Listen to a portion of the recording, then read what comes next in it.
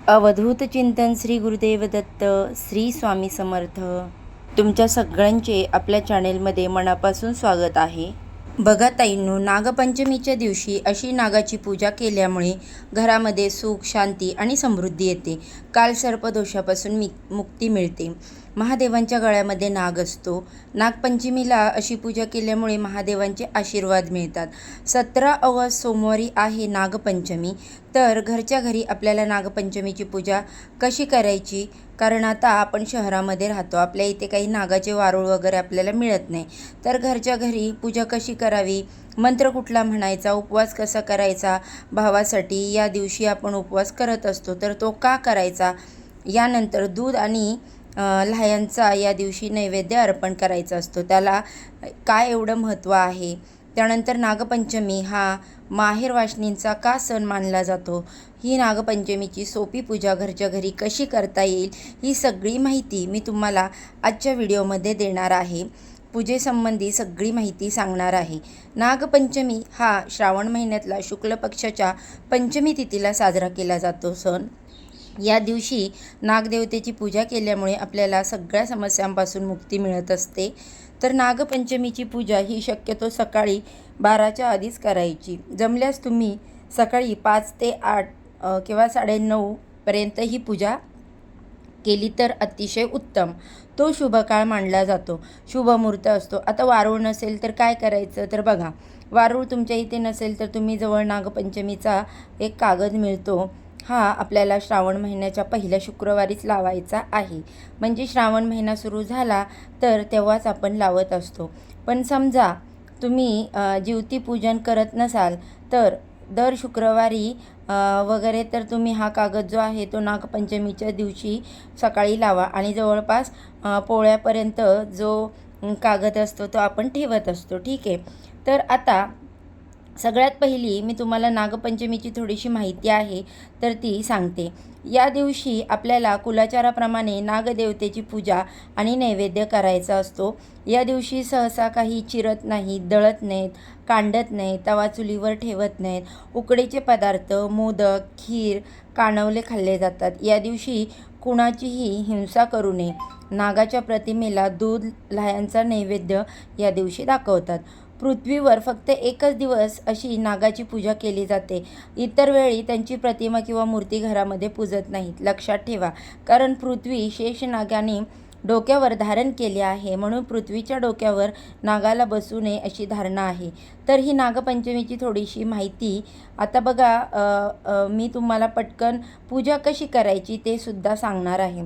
पूजा आपल्याला सकाळीच करायची आहे. तर बघा, छान अशी पाट मांडायचा, त्याच्या बाजूने रांगोळी काढायची.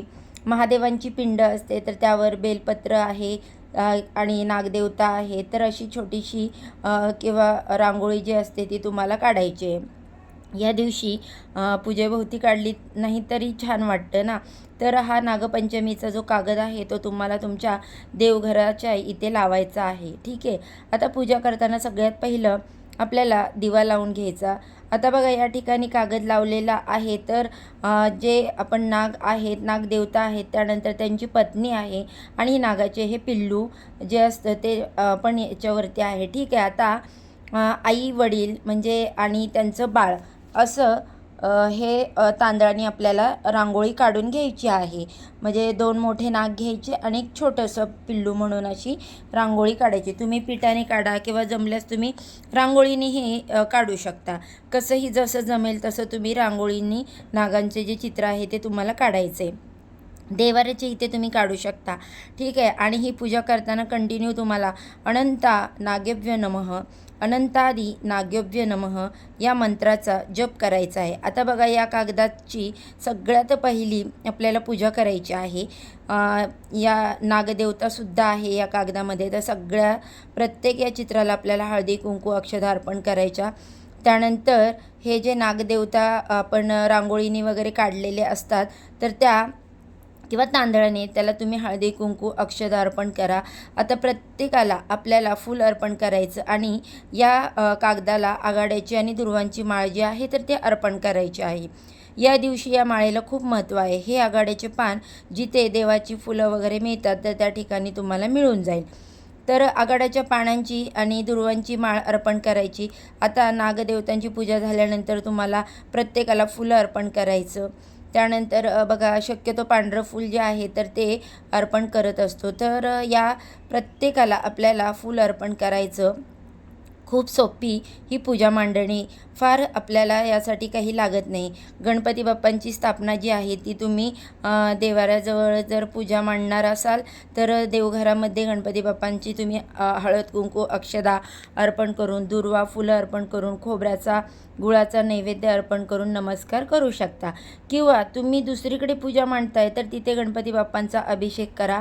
11 वेळेस पाण्याने, 11 वेळेस दुधाने अभिषेक करून गणपती बाप्पांची मूर्ती तुम्हाला ठेवायची आहे तांदळावरती. त्याला तुम्हाला हळद कुंकू अक्षदा अर्पण करून फुलं दुर्वा अर्पण करायच्या आणि गुळाचा खोबऱ्याचा नैवेद्य अर्पण करायचा. त्यानंतर बघा मग आपल्याला ह्या कागदाची आणि या नागदेवतांची पूजा करायची. तर त्यांना हळद कुंकू अक्षदा अर्पण करायच्या. प्रत्येक गोष्टीला आपल्याला फूल अर्पण करायचं आहे. या कागदाला सुद्धा छान फूल अर्पण करायचं. दिव्याला आपल्याला सगळ्यात पहिला दिवा लावतो तेव्हाच फूल अर्पण करायचं आणि त्यानंतर आपल्याला नैवेद्य अर्पण करायचं. नैवेद्य बघा या दिवशी फुटाणे आणि गूळ किंवा लाह्या, तर या वाटीमध्ये फुटाणे लाह्या गूळ असं आपल्याला पाण्याने एक भरीव चौकोन काढायचा आणि त्याच्यावरती हा नैवेद्याची वाटी ठेवायची आणि 3 वेळेला पाणी फिरवायचं. हा नैवेद्य आपल्याला नागदेवतांना अर्पण करायचा आहे. ठीक आहे. आता अशा सोप्या पद्धतीने तुम्हाला ही पूजा जी आहे कशी करायची, त्यासोबत या दिवशी दूध जे आहे तर ते नागदेवतांना तुम्हाला प्रसाद म्हणून अर्पण करायचं आहे. दुधाचा नैवेद्य आणि चुकून पण वारुळामध्ये तुम्हाला दूध वगैरे टाकायचं नाही.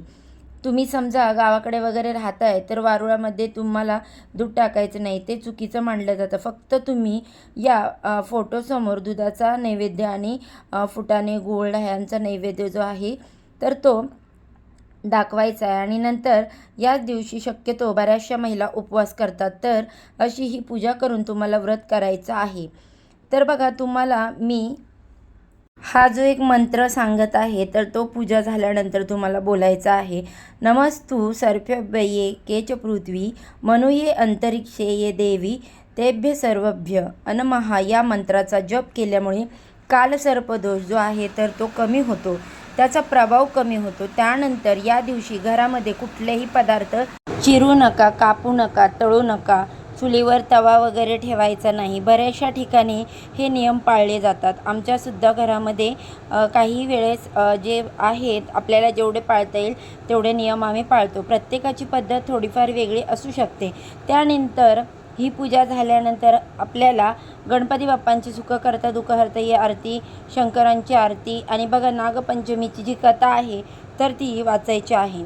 प्रत्येक गुगलवर तुम्हाला नागपंचमीची कथासुद्धा मिळून जाईल. ठीक आहे. अशा सोप्या पद्धतीने पूजा मांडून दिवसभर ही पूजा अशीच ठेवायची आणि दुसऱ्या दिवशी हा कागद तसाच राहू द्यायचा आहे. तांदूळ वगैरे जे काही आहे त्यातले खायचे पदार्थ आहेत ते तुम्ही पक्ष्यांना टाकू शकतात. फुलं वगैरे आपल्याला निर्माल्यामध्ये टाकायची आहेत. आता बघा नागपंचमीच्या आदल्या दिवशी बऱ्याचशा स्त्रिया भावासाठी उपवास करतात. तो तुम्ही करत असाल तर अतिशय चांगली गोष्ट आहे. करत नसाल तर मी सांगते या गोष्टी तुम्हाला पटल्या तर नक्की करा. भावाला चिरंतर आयुष्य लाभावं, अनेक आयुधाची प्राप्ती व्हावी, प्रत्येक दुःख आणि संकटातून बाहेर निघण्यासाठी त्याला मार्ग मिळावा, यासाठी प्रत्येक बहीण नागपंचमीच्या आदल्या दिवशी पूजा उपवास करत असते भावासाठी. आणि हा उपवास आता दुसऱ्या दिवशी नागपंचमी असल्यामुळे जर तुम्ही नागपंचमीचा उपवास करणार असाल तर तो नागपंचमीचा म्हणजेच सोमवारी उपवास धरून संध्याकाळी तुम्ही उपवास सोडू शकता. नागपंचमीच बघा अशी सोप्या पद्धतीने पूजा करायची आहे. त्यानंतर मी तुम्हाला कथा सांगते. नागपंचमीच्या आदल्या दिवशी भावासाठी आपण हा उपवास करतो तर त्याची एक छोटीशी कथा आहे. सत्येश्वरी नावाची एक कनिष्ठ देवी होती. सत्येश्वर हा तिचा भाऊ होता. सत्येश्वराचा मृत्यू नागपंचमीच्या आदल्या दिवशी झाला. त्यामुळे भावाच्या शोकात सत्येश्वरीने अन्नग्रहण केलं नाही. सत्येश्वरीला तिचा भाऊ नागरूपामध्ये दिसला तेव्हा तिने त्या नागरूपाला आपले भाऊ मानले. त्यावेळी नागदेवतेने वचन दिले की जी बहीण माझा भाऊ म्हणून पूजा करेल, व्रत करेल, त्या महिलेच्या भावाचे मी रक्षण करेल. तर त्यामुळे नागपंचमीच्या आदल्या दिवशी प्रत्येक बहीण जी आहे ती आपल्या भावासाठी उपवास करत असते. तर अशी नागपंचमीची एक छोटीशी कथा आहे. तर बघा, असं सांगितल्याप्रमाणे साधी सोपी आपल्याला नागपंचमीची पूजा करायची आहे. कागद लावून फक्त सोप्या पद्धतीने नाग जे आहेत किंवा नागदेवता आपल्याला रेखाटून तुम्ही पाटीवर जरी किंवा कागदावर जरी पेनाने काढली नागदेवता तरीसुद्धा चालेल. तर बघा, ही नागपंचमीची माहिती मी जी तुम्हाला सांगितली, भावासाठी उपवास का करायचा, ही संपूर्ण माहिती मला तुमच्यापर्यंत पोहोचवायची होती. माहिती आणि ही जी मी साठी सांगितलेली पूजाविधी आहे तर ती कशी वाटली, तुम्हाला आवडली तर व्हिडिओला लाईक करा, शेअर करा. आपल्या चॅनेलवरती पहिल्यांदा नवीन आला असाल तर सबस्क्राईब करा. धन्यवाद.